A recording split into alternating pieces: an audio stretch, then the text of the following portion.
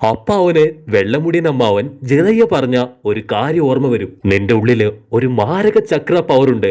അതെപ്പോ വേണമെങ്കിലും ഏത് സമയത്തും നിന്നെ കൊണ്ട് ഉപയോഗിക്കാൻ സാധിക്കും. കുട്ടപ്പൻ ഒരു നിമിഷം കണ്ണടച്ച് അത് തന്നെ വീണ്ടും വീണ്ടും ആലോചിച്ചുകൊണ്ടിരിക്കും. കുട്ടപ്പൻ ഉടനെ നയൻ ടെയിൽ ഫോക്സിന്റെ കാര്യം ഓർമ്മ വന്ന് ആളുമായിട്ട് ഒരു എഗ്രിമെന്റിൽ എത്താൻ തുടങ്ങും. നെജി പ്രോക്ടറിന്റെ അടുത്ത് ഞാൻ കുട്ടപ്പനെ കൊല്ലാൻ പോവാണ്, നിനക്ക് വേണമെങ്കിൽ എന്നെ തടയാന്നും പറഞ്ഞ് വീണ്ടും ഇട്ടിക്കാൻ റെഡിയാവും. പ്രോക്ടറിന് എന്താ പറയണ്ടെന്ന് പോലും അറിയില്ല.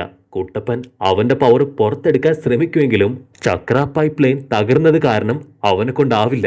ആ എന്ന് അലറി കരഞ്ഞുകൊണ്ട് നറൂട്ടോ കുട്ടപ്പൻ ഹിനട്ടയ്ക്ക് കൊടുത്ത വാക്കാലോചിക്കും. പ്രിലിമിനറി എക്സാമിന് കുട്ടപ്പനെ പഞ്ഞിക്കിടാൻ വരുമ്പോ നീ എക്സാമിന് ഇവനെ എന്തു വേണോ ചെയ്, ഇപ്പൊ ഒന്നും ചെയ്യാൻ പാടില്ല എന്ന് ലീവ് പറഞ്ഞത് അങ്ങനെ ഒന്നൊന്നായിട്ട് ആലോചിച്ച് അവൻ വീണ്ടും വീണ്ടും അലറിക്കൊണ്ടിരിക്കും.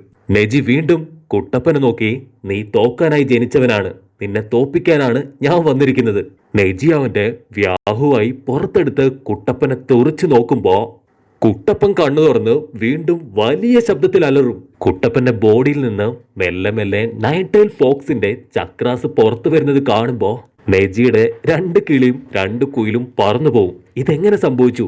ഞാൻ അവന്റെ ചക്ര പോയിന്റ്സ് എല്ലാം അടിച്ച് തകർത്തതാണല്ലോ എന്ന് അവൻ ഒരു നിമിഷം ചിന്തിച്ചു പോവും. വ്യാഹു കണ്ണുകൊണ്ട് നമ്മുടെ കുട്ടപ്പനെ സ്കാൻ ചെയ്യുമ്പോഴായിരിക്കും അടിവയറ്റിൽ നിന്ന് ഒരു പ്രത്യേക പവർ അവന്റെ ബോഡിയിൽ സ്പ്രെഡ് ആവുന്ന കാണുക. ഒരു നിമിഷം കണ്ണ് തെളിച്ച് നോക്കുമ്പോഴായിരിക്കും നയൻ ടെയിൽ ഫോക്സിന്റെ മോന്ത കണ്ട് നെജി ഷോക്കായി പോവാ. നെജി ഇത്രയും ഷോക്കായിട്ടുണ്ടെങ്കിൽ പിന്നെ ബാക്കിയുള്ളവരുടെ കാര്യം പറയേണ്ട കാര്യമില്ലല്ലോ. ഗാറ ഒരു വശത്ത് അത്ഭുതപ്പെടുമ്പോ ബാക്കി എല്ലാവരും കുട്ടപ്പനെ നോക്കി നിൽക്കും.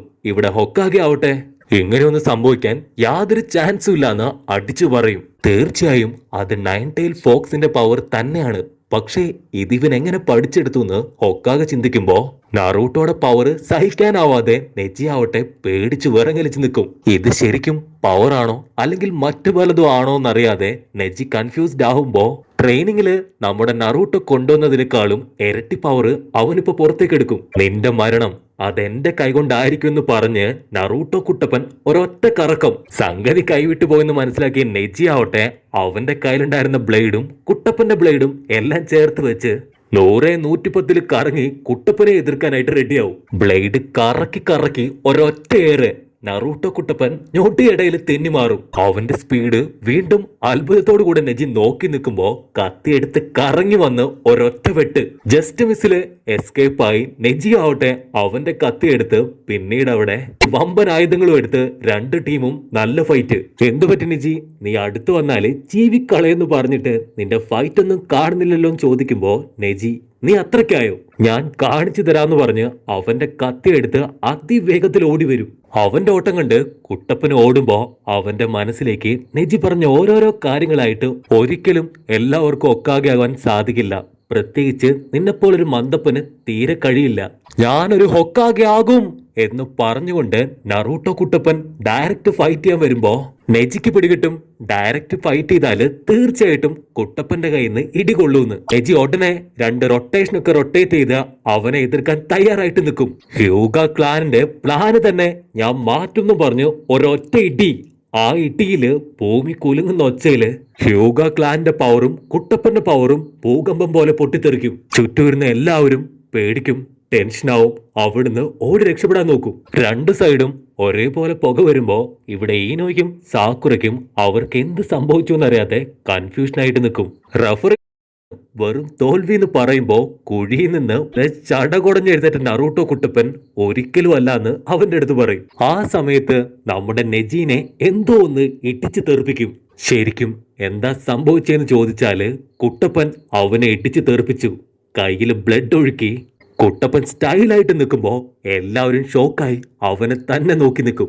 അടിച്ച അടിയില് നെജിയുടെ കാറ്റ് പോയി അവൻ വീണ് കിടക്കും. കുട്ടപ്പൻ ക്ലൗഡിനെ ഉണ്ടാക്കി കുഴിക്കാത്തിട്ട് നഖം കൊണ്ട് വലിയൊരു തുരങ്കം സൃഷ്ടിച്ചാണ് ഇപ്രകാരം ഒരു അറ്റാക്ക് ചെയ്തത്. റഫറിയുടെ പറന്നുപോയ രണ്ട് കിളികളും തിരിച്ചു വരുമ്പോ ആൾക്ക് മനസ്സിലാവും ഒരാൾ എത്രത്തോളം അവനവനിൽ വിശ്വസിക്കുന്നോ അത്രത്തോളം ശക്തരായി തീരുമെന്ന്. അങ്ങനെ ഇത്രയും വലിയ ഫൈറ്റില് നമ്മുടെ കുട്ടപ്പൻ വിജയിച്ചു. നെജി ആവട്ടെ ഇപ്പൊ എന്താ ഉണ്ടായെന്നും പറഞ്ഞുകൊണ്ട് കുട്ടപ്പന്റെ അടുത്ത് നീ എങ്ങനെ ഈ ഒരു അവസ്ഥയിലും ഷാഡോ ക്ലൗൺസ് ജിപ്സു യൂസ് ചെയ്യാൻ കഴിഞ്ഞുവെന്ന് അവന്റെ അടുത്ത് ചോദിക്കും. നീ നിൻജിപ്സുല് വളരെയധികം സ്ട്രോങ് ആണെന്ന് പറയുമ്പോ കുട്ടപ്പൻ പറയും ജൂനിയർ എക്സാം ഓൾറെഡി ഞാൻ 3 തവണ തോറ്റതാണ്. ഞാൻ തോക്കാൻ കാരണവും ഈ നിഞ്ചിപ്സ് തന്നെയാണെന്ന് നെജിയുടെ അടുത്ത് പറയും. ലൈഫില് ആരും തോൽക്കുന്നില്ല. നിന്റെ വിധി എഴുതുന്നത് നീ തന്നെയാണ്. ആർക്കും ആരെ അടിമകളാക്കി വെക്കാനായിട്ട് യാതൊരു അവകാശവും ഇല്ല. നീ ഒരു നല്ല ആളാണെന്ന് പറയുമ്പോ മുകളിലൂടെ ഒരു പറവ പറന്നു പോവും. അപ്പൊ നെജിക്ക് മനസ്സിലാവും അവൻ ഇന്നു മുതൽ സ്വതന്ത്രനാണെന്ന്. എല്ലാവരും കുട്ടപ്പനെ നോക്കി നിൽക്കുമ്പോ റഫർ വിളിച്ചു പറയും, here is the winner Naruto Uzumaki. ആരവത്തോടെ എല്ലാവരും ചാടി എഴുന്നേറ്റ് നറൂട്ടോയുടെ പേര് വിളിച്ചു കൂവുന്നതോടുകൂടെ ഈ ഒരു എപ്പിസോഡും അവസാനിക്കുന്നു.